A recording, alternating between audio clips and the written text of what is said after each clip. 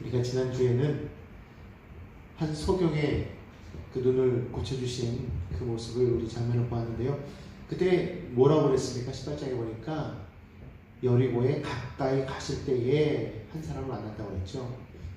그때 있었던 이 사건 이후로 이제 드디어 예수께서 여리고로 들어가 지나가시는 그런 길이셨어요. 사실 예수님의 최종 목적은 여리고가 아니고 예루살렘이었던 것을 우리가 알 수 있었죠. 제자들에게 말할 때 뭐라고 말씀하셨습니까?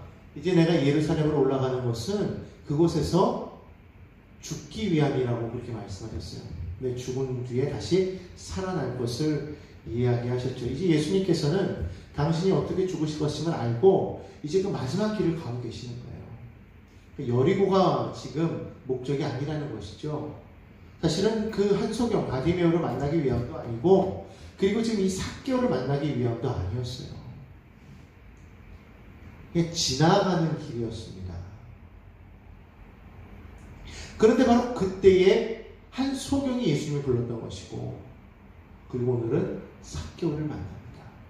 두 사람이 오늘 이곳에 나오는 그 이유는 무엇입니까? 이것은 이 두 사람은 다 간절함이 있었다는 거예요. 주님을 만나고자 하는 그런 간절함이 있어서 그들이 주님을 만나게 된 줄로 믿습니다.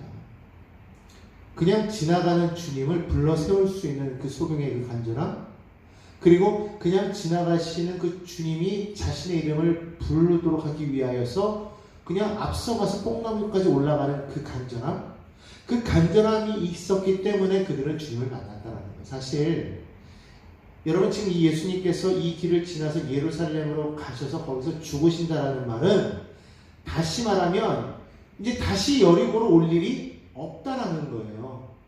주님이 가셨다가 다시 고향으로 가셨다가 또 지나가실 것이 아니라 이번이 마지막 길이었다라는 것이죠. 다음 기회가 없다라는 이야기예요.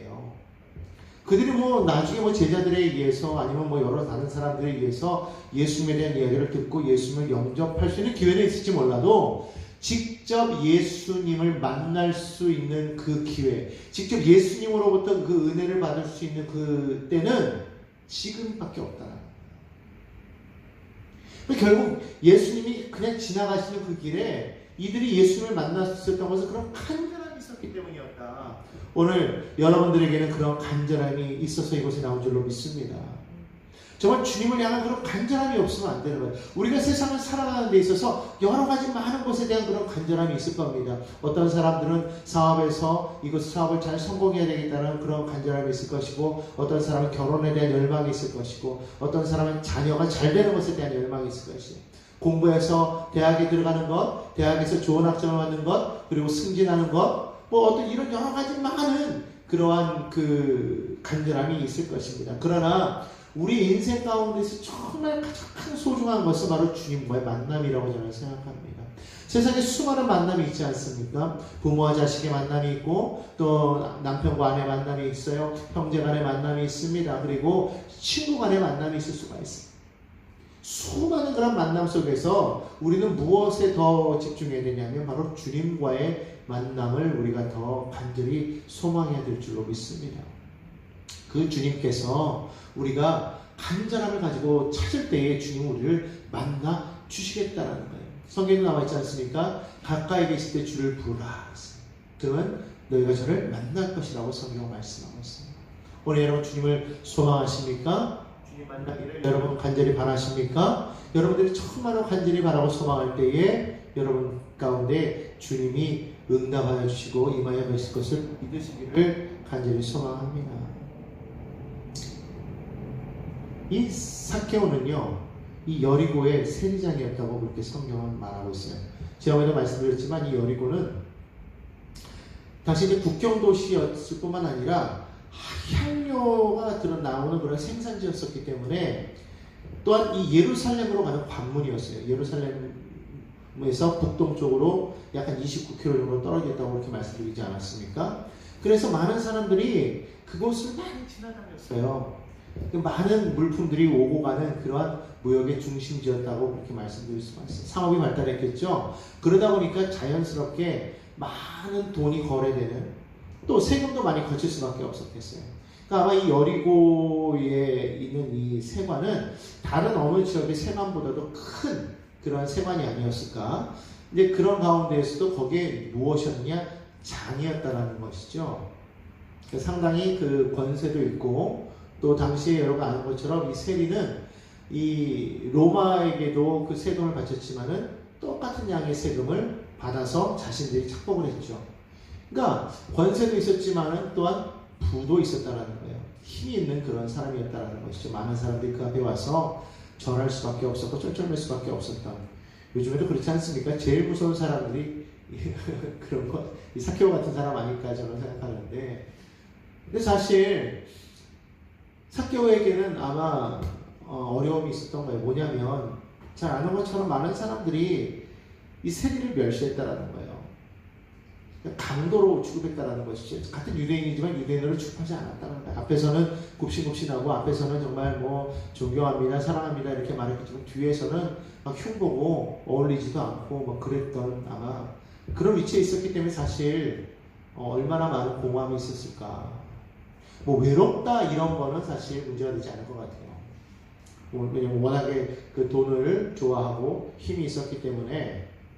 그런데 아마 이 사케오에게는 그럼에도 불구하고 마음에 좀 빈 공간이 있었던 것 같아요. 그 공허함이 생겼을 때 그것을 돈이 채울 수도 없고 친구가 채울 수도 없는 것을 알 수 있어요. 아무것도 그의 공허함을 채울 수가 없었다는 거. 오히려 이 모든 것들이 다 바닷물과 같지 않습니까? 바닷물은 어때요? 먹으면 먹을수록 계속 갈증이 나잖아요. 돈도 마찬가지였고 권세도 마찬가지였다는 거예요. 계속 취하면 취할수록 그 안에 갈급함이 더 심해졌다는 거예요. 갈증이 심해졌다는 거예요. 계속 하면 할수록 마음이 공허해지고 뻥 뚫린 것만 같은 그러함이 있었다는 것입니다. 뭐 아마 어떤 사람은 그럴 거예요. 아유 그 정도로 될 만큼 돈이나 많아봤으면 좋겠습니다. 그런 얘기를 한다든지 아유 그 정도 될 만큼 내 힘이라도 있었으면 좋겠습니다 라고 말할지 몰라요. 근데 그런 것이 있으면 여러분 정말 마음의 공허함이 사라질까요? 그렇지 않다라는 겁니다. 아무리 여러분들이 원하는 것을 채워도 그것은 끝이 없어요. 부자들이 그러잖아요. 얼만큼 더 벌기를 원하십니까? 부자들이 여기까지입니다 됐습니다 그렇게 말하잖아요. 부자들은 그런다고 그러죠. 지금보다 조금 더. 여러분 지금보다 조금 더라는 말은 끝이 없다라는 말이에요. 그러니까 항상 채워도 그 속은 늘 공허하고 언제나 배고플 수밖에 없는 것이죠. 아직도 배고프다. 어느 감독의 얘기 같은데. 그러니까 여러분 세상에 어떤 것으로도 여러분 마음의 공허함을 채울 수가 없어요. 그럼 그 공허함을 채울 수 있는 것은 누구일까요? 오늘 성경을 보니까 바로 예수님인 것을 우리가 알 수 있어요. 사케오가 예수를 만났을 때 그 마음의 공허함이 채워진 것을 우리가 볼 수가 있습니다. 공허함이 채워지니까 사케오는 자신의 것을 다 내어 던지는 그러한 놀라운 선언을 하지 않습니까? 그거는 그만큼의 많은 것이 채워졌기 때문에 가능한 거예요. 채워지지 아니하면 그것은 소용이 없다는 것이죠. 여러분 정말 예수를 채우시길 바랍니다. 세상 어느 것으로 채우기 위해서는요 사람이 탐욕적이 되지 않으면 안 되는 거예요. 그러려면 어떻게 됩니까? 남을 짓밟고 올라서야 된다는 거예요. 자꾸 남을 짓밟고 올라가야만 내가 원하는 것을 얻을 수가 있어요. 얻을 수 있는 것은 한정도 있는데 얻으려고 하는 사람 많기 때문에 그런 거 아니겠습니까? 그러니까 결국 그런 것들이 마음에 가득하게 되면 주변에 사람이 있을 수가 없어요. 있어도 스스로에게 정직하지 못하기 때문에 사람들 많은 곳에서는 어떨지 몰라도 스스로는 병들어 있는 것을 많이 보게 됩니다. 그러잖아요. 리더는 외롭다고. 올라가면 올라갈수록 안에 근심이 많아지고 고민이 많아지고 어려움이 많은 거예요. 여러분 그렇기 때문에 우리가 무언가를 자꾸 얻는다고 해서 그 안에 공허함이 절대로 사라진다고 생각하면 안 돼요. 예수를 만나야 여러분 안에 있는 그 공허함이 사라지게 될 줄로 믿습니다. 오늘 우리가 찬양할 때 우리가 불렀던 것처럼 오늘 피었다시는 그 들풀도 입히시고 공중나는 새도 먹이신다고 하나님이 그렇게 말씀하고 계세요. 우리 하나님은 그런 하나님이십니다. 채우시는 하나님, 먹이시는 하나님, 우리의 필요를 따라 우리에게 공급하시는 그 하나님이 나와 함께 하시는데 여러분 그 하나님 나와 함께 할 때 여러분 삶의 그런 갈증이 사라지게 되지 않겠습니까? 그러니까 결국은 우리가 왜 자꾸 마음이 공허하고 왜 자꾸만 마음에서 자꾸 탄식이 나오고 왜 어려우냐? 그 하나님이 여러분 마음을 채우지 못했기 때문입니다. 여러분이 예수를 믿는다고 하면서도 자꾸만 그런 어려움이 다가오는 것은, 그것 때문에 자꾸 여러분들이 탄식하고 낙심하고 절망하게 되는 것은 예수를 채우지 못했기 때문입니다. 예수를 믿는다고 말하지만 정작 예수가 그 안에 와 있지 않기 때문에 우리 마음이 공허하니까 자꾸 다른 걸로 채우려고 하죠. 왜 우리가 그런다고 그러잖아요. 사람이 자꾸 먹는 사람, 이게 정신병 초기 증상이라고 그러잖아요. 사람이 공허하면 자꾸 먹게 돼 있어요. 결국은 정신적으로 이게 위태하면 자꾸 뭔가 먹어도 허기가 지니까 또 먹고 또 먹고 또 먹다. 그러니까 결국은 정신병에 걸린 사람들이 자꾸 먹어 제끼는 거예요. 먹다가 토하고 또 먹고 토하고 또 먹고. 여러분, 그걸로 채울 수 있어요? 없어요. 세상 어느 곳으로도 우리의 공허함을 채울 수가 없다. 그거를 못 채우기 때문에 사람들이 자꾸 우울증에 빠지는 게 아닌가 그렇게 생각합니다. 요즘에 다가오는 여러 가지 많은 우울증, 조울증, 공황 증세 이런 많은 장애들이 어디에서 올까? 자세히 보면 바로 정신적인 문제인데, 결국 그 안에 인간의 그 마음에, 그 영혼에 뭔가가 뻥 뚫린 것이 있기 때문에 그와 같은 증세들이 오는 것이 아니겠습니까? 결국 그것을 채울 수 있는 것은 여러분들이 예수를 만나는 것밖에 없다는 거예요. 근데 그 예수를 만나려고 하는 그 갈급함이 우리 안에 없기 때문에 예수를 못 만나요. 사실 여러분, 예수님께서 지금 우리를 지나가고 계신단 말이에요. 예수님의 목적은 있어요. 모든 사람을 구원하기 위해서 십자가 지러 올라가시는 것이죠. 모든 사람을 구원하는 게 초점이에요. 거기에는 물론 삭개오도 있을 것이고 저와 여러분도 있을 것입니다. 그런데 우선은 십자가를 지는 게 먼저 선행이 되어야만 그 다음에 있는 거 아니겠어요? 그래서 지금 지나가시는 건데, 그 지나가는 발걸음을 멈춰 세울 수 있는 것, 그 지나가시는 예수님이 나를 향해서 고개를 들고 이름을 부를 수 있는 것, 그것은 우리의 간절함이 있을 때 가능하다는 겁니다. 오늘 여러분들이 정말 주님을 간절히 찾으시기 바랍니다. 만나기를 소망하시기 바랍니다. 그러면 주님이 여러분을 보고 부르시는 거예요. 바디메오는 자신이 보지를 못했기 때문에 예수님 앞서 달려갈 수도 없었고, 그가 할 수 있는 것은 뭐예요? 그냥 소리치는 것밖에 없었잖아요. 크게 막 소리쳤단 말입니다. 다윗의 자손 예수여 나를 불쌍히 여기소서 외쳤다는 거예요. 그런데 삭개오는 그럴 수가 없었어요. 왜? 일단은 체면이 있거든. 그에게는 세리장이라는 체면이 있지 않습니까? 사람들 앞에서 내가 지금 권세 있는 자예요, 내가 지금 돈이 있는 자예요, 이렇게 거들먹거렸지만 사실 자기 안에 공허함이 있는데, 그걸 어느 누구에게 말하겠다라는 거예요? 말할 수가 없죠. 그러니까 많은 사람들 앞에서 바디메오처럼 그렇게 외쳐서 나를 불쌍히 여기소. 아니, 뭐가 불쌍해? 또 사람들 앞에서 자신이 불쌍하다는 얘기를 할 수도 없어요. 그러니까 외칠 수도 없어. 더군다나 키가 작으니까 예수를 볼 수도 없고, 체면상 뭐 어떻게 할 수도 없고, 이런 입장에 지금 서 있었다는 거 아니겠습니까? 그는 아무런 외침도 없었고 아무것도 없었지만 그는 뭐 했습니까? 예수님이 가는 건 앞으로 달려가서 나무 위로 올라갔다고 그랬어요. 간절함이죠. 자기가 불러서 될 일도 아니겠지만 어쨌든 자기가 할 수 있는 최대한으로 그는 나무에 올라갔고, 아무 말 하지 않았지만 그러나 그 모습을 주님은 하셨다는 거예요. 그것이 결국 주님이 가시다가 그가 서 있는 곳에서 멈추시더니 고개를 들어서 삭개오를 바라보시면서 삭개오야 내려와라, 그런 거 아니겠습니까? 5절에 보니까 예수께서 그곳에 이르러 쳐다보시고 이르시되 삭개오야 속히 내려오라, 내가 오늘 내 집에 유하여야겠다 하시니. 예수님이 삭개오 집에 머물려고 불러간 건 아니었어요. 그런데 삭개오가 그렇게 예수님을 간절히 소망하니까 예수님께서 어떻게 하십니까? 집으로 오셨다는 거예요. 주님이 우리 집에 오신대요. 얼마나 감격스러운 이야기입니까? 삭개오가 속히 내려왔어요. 급히 내려왔다고 성경 말하고 있지 않습니까? 즐거워하면서 영접했다고 했어요. 여러분들 정말 예수님을 간절히 찾으면서도 영접하지 않는 사람들이 있어요. 예수님을 모셔드려야 되는 거예요. 예수님을 여러분 마음 안에 모셔드려야 됩니다. 그분과 함께 동행해야 되는 것을 여러분 믿습니다. 정말 예수님 나는 믿습니다 하면서도 영접하지 않은 사람들이 있다는 거예요. 예수님을 내 안에 모셔드렸다면 그 모셔드린 주님과 함께 있어야 되는 거예요. 동행해야 되는 거예요. 근데 예수님 믿습니다 하면서도 주님과 동행하지 않아요. 세상 사람들처럼 동일하게 살아갑니다. 예배 자리에 나오지 않고 지금 세상 사람들처럼 동일하게 지금 막 바빠요. 막 사람을 만나서 한잔하느라고 바쁩니다. 그게 나쁘다는 게 아니에요. 일하느라고 바쁘죠. 나쁘다는 게 아닙니다. 그런데 그만큼의 정말 주님을 내가 영접했다고 한다면 결단이 필요하다는 거예요. 예수 앞에서 우리는 결단해야 될 줄로 믿습니다. 지금 처처에 재난이 일어나고 있고 지금 전쟁이 일어나고 있고 정말 수많은 그러한 일들이 막 일어나고 있지 않습니까? 지금 이런 시대를 우리가 살아가고 있는데 정말 이럴 때 우리가 정말 깨어서 주님을 바라봐야 되지 않겠는가? 주님을 기다리는 그런 신앙이 되어야 되지 않겠는가? 정말 슬기처럼 정말 신랑이 오실 그날을 간절히 기다리며 마라나타 주 예수여 어서 오시옵소서 정말 기다리며 살아가는 그런 신앙이 되어야 될 줄로 믿습니다. 우리가 예수를 믿는다고 하면서도 언제나 우리 마음 한편에는 늘 공함이 있다면 그렇다면 우리는 예수를 반만 믿는 거예요.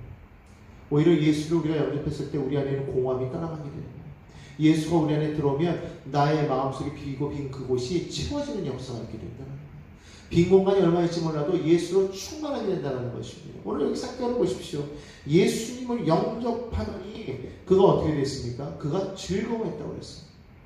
그전에는 어땠는지 모르겠지만 그런 즐거움이 없었다는 거예요. 즐거움이 사라져버린 거죠. 처음에야 뭐 돈을 모으는 재미에 권세를 가진 재미에 사람들이 내 앞에서 벌벌 떨고 내 말 한마디에 뭐 그냥 좌지우지하는 그런 것 때문에 아마 그 마음이 뭐 기뻤을지도 모르지만 여러분 그것도 한때죠. 지나가 버렸다는 거예요.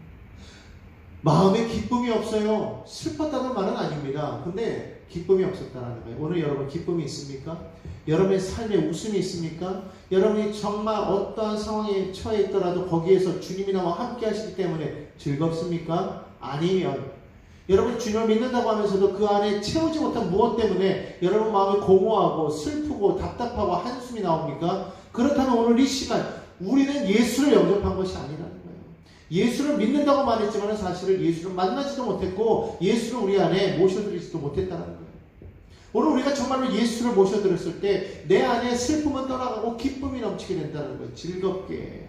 그리고 뭐라고 말합니까? 스스로가 말하잖아요. 내가 그동안에 죄를 저질렀던 것을 토하는 거 아니겠습니까? 오늘 뭐라고 말해요? 8절에 보니까 내 소유의 절반을 가난한 자들에게 주겠사오며 만일 누구의 것을 속여 빼앗은 일이 있다면 내 갑절이나 갚겠나이다.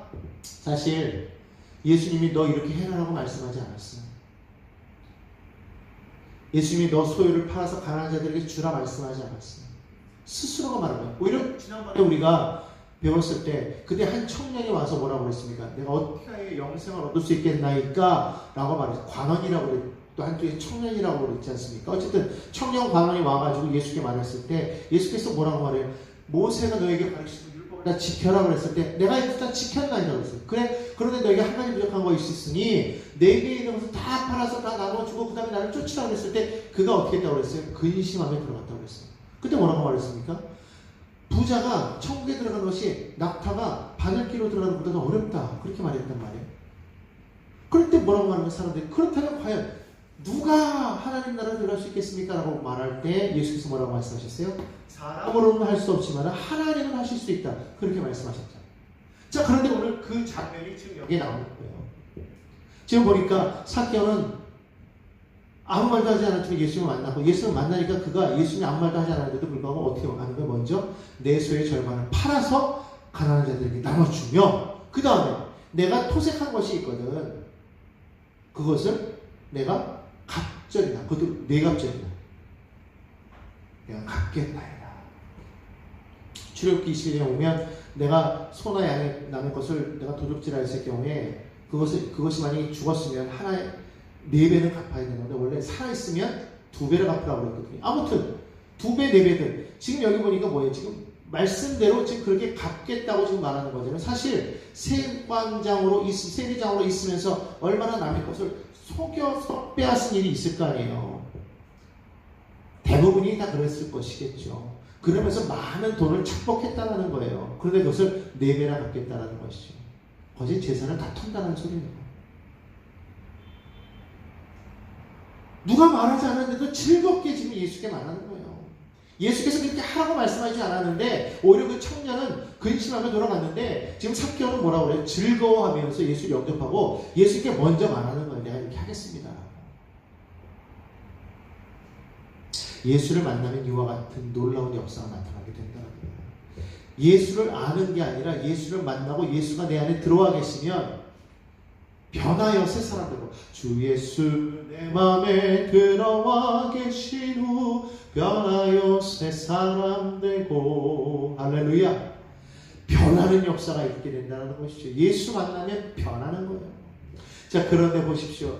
이 예수를 영접해서 삭개오가 자기 집으로 예수님을 이렇게 모셔드리니까요. 야, 6절에 보니까, 7절에 보니까 이렇게 말하고 있어요.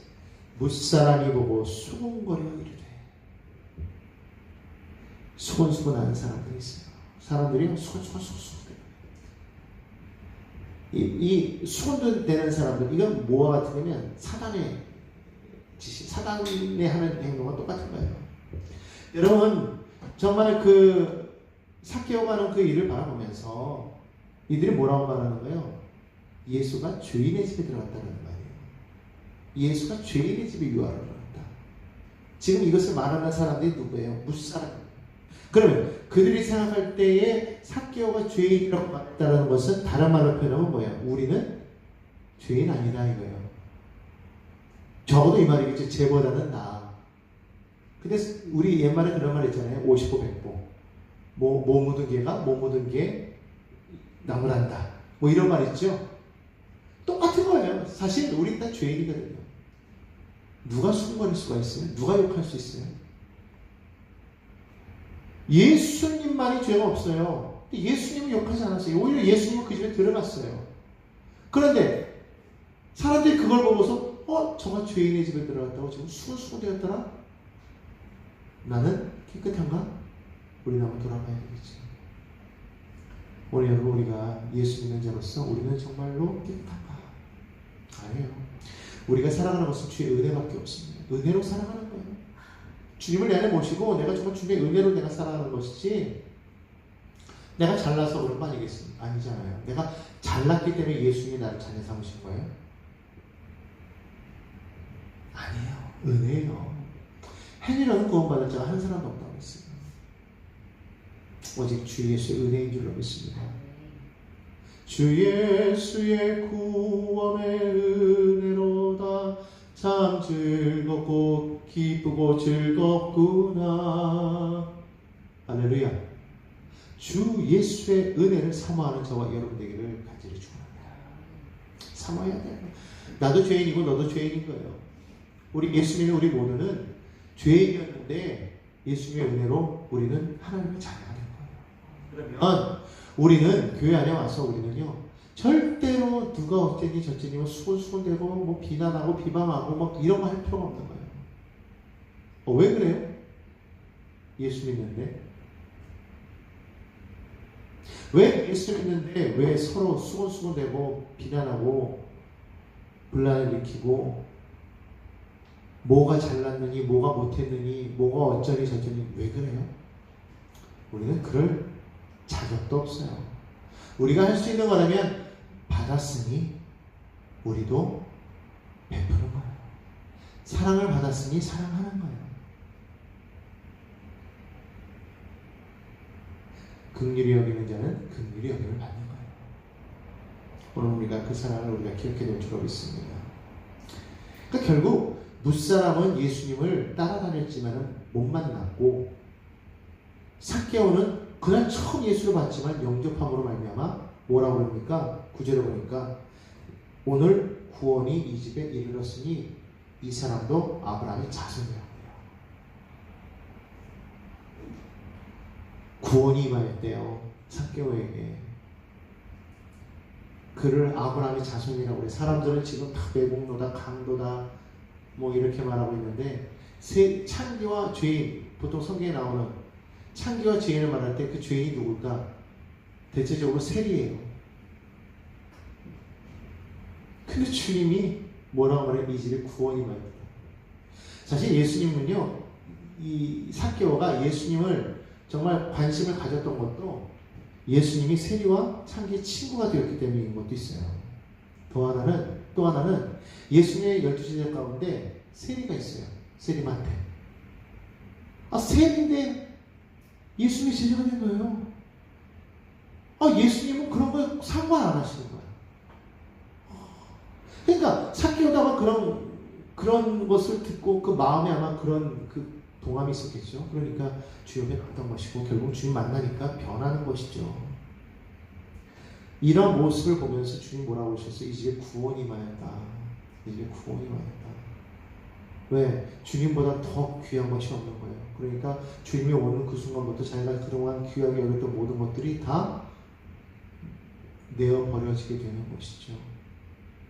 주 예수보다 더 귀한 것은 없네. 할렐루야. 정말 저와 여러분이 그와 같이 되기를 원합니다. 정말 예수님만이 나의 삶의 최고의 보물이요, 예수님 내 안에 영접함으로 말미암아 나의 삶이 변화가 되는 거예요. 그 구원이에요. 정말 여러분, 저와 여러분 구원받았습니까?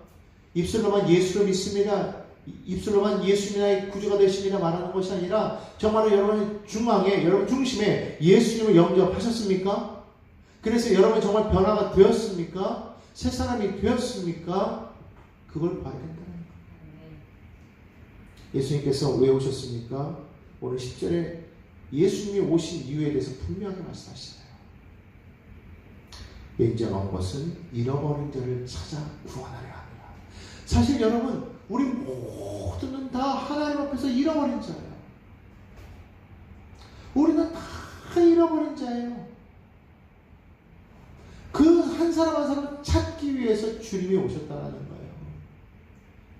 기억하시기 바랍니다. 삭개오나 바리메오나 사실 이 일이 없었다면 여기 나오는 모든 사람들과 동일한 거예요.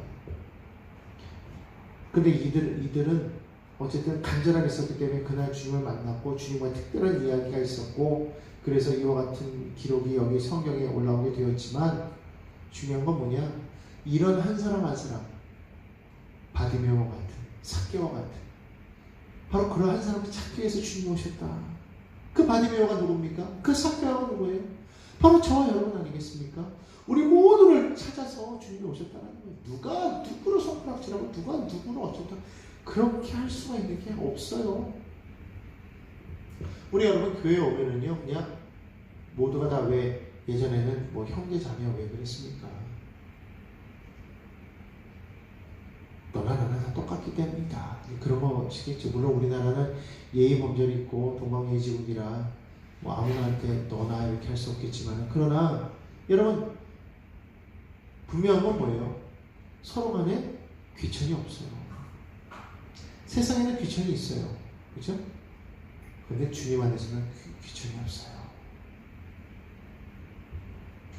오직 은혜 받은 사람만 있을 뿐입니다. 그러므로 여러분 교회 나올 때마다 정말 나는 하나님의 은혜를 받았다, 은혜를 사모하고 날마다 그거를 기억하라는 거예요. 우리가 왜 매주마다 와서 이 십자가 앞에 우리가 십자가를 바라보며 예배합니까?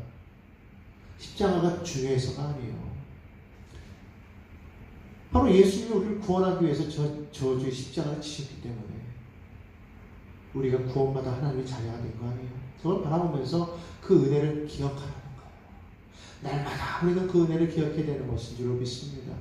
매일같이 우리가 기억해야 돼요. 예전에 이스라엘 백성들은요, 날마다 아침과 저녁으로 번제를 드렸어요. 상번제라고 해가지고 매일매일 번제 드렸다는 거예요. 여러분, 매일매일 피해 제사를 드리는 것이 뭐예요? 하루도 우리는 죄를 안 짓고 살아갈 수 없기 때문에 그걸 계속하기 위해서 계속해서 우리가 죄를 가지고 하나님 앞에 나와가지고 회개하면서 번제와 또 속건제와 속죄제와 뭐 이런 화목제와 여러 가지 많은 그런 제사들을 많이 드리지 않습니까? 근데 그런 제사를 드리는데, 근데 또 그 외에도 매일매일의 제사가 있었다는 거예요. 그걸 행하면서 우리가 뭘 느껴요? 매일같이 그 짐승들이 죽으면서 피를 흘려가면서 그들이 하나님 앞에 그것이 제사를 드릴 때 그것을 보면서 뭐라고 느끼는 거예요? 아, 우리가 저렇게 되는 것인 게 대신 짐승이 저렇게 죽었구나. 매일매일 그것을 느끼라는 거 아니겠습니까? 그러니까 죄 짓지 말라는 거 아니겠어요? 우리가 예수의 십자가를 바라보면서 뭘 느끼는 거예요? 그래서 주님이 나를 위해서 저기서 죽으셨는데, 아, 그렇구나. 매일같이 그 은혜를 느끼라는 건 매일매일, 그래서 우리가 매일매일 예배 드리고 매일매일 말씀 읽고 매일매일 기도하고 그렇게 나가는 거예요. 어떤 사람들은 아휴 뭐 이렇게 예배가 많냐, 주일 예배 한 번만 드리면 됐지, 뭐 주일 예배 드리지, 또 수요 예배 드리지, 뭐 금요 예배 드리지, 거기다가 또 어떤 데는 또 새벽 예배 드리지, 또 뭐 심지어는 뭐 구역 예배 드리지, 또 심지어 또 더 나가서 맨날 가정 예배 드려야 된다고 그러지. 뭐 그러니까 이거 맨날 뭐 예배냐? 아니에요. 매일같이 짧게라도 예배를 드리는 건 뭐냐면, 아, 하나님의 은혜로 내가 사는 거다라는 걸 알기 위한 깨달은 거예요. 오늘 여러분 그걸 알고 예수님이 왜 오셨을까? 잃어버린 자를 찾아 구원하려 하십니다. 오늘 우리 교회 와서 드려야 되는 건 뭐냐면, 내가 하나님의 은혜를 받았고 또 나아가서 정말 잃어버린 자를 찾는데 우리도 함께 힘을 내자는 거예요. 이게 교회 목표가 아니라 아버지의 뜻이에요. 아버지의 뜻을 이루기 위해서 힘쓰는 저 여러분 되기를 간절히 바랍니다.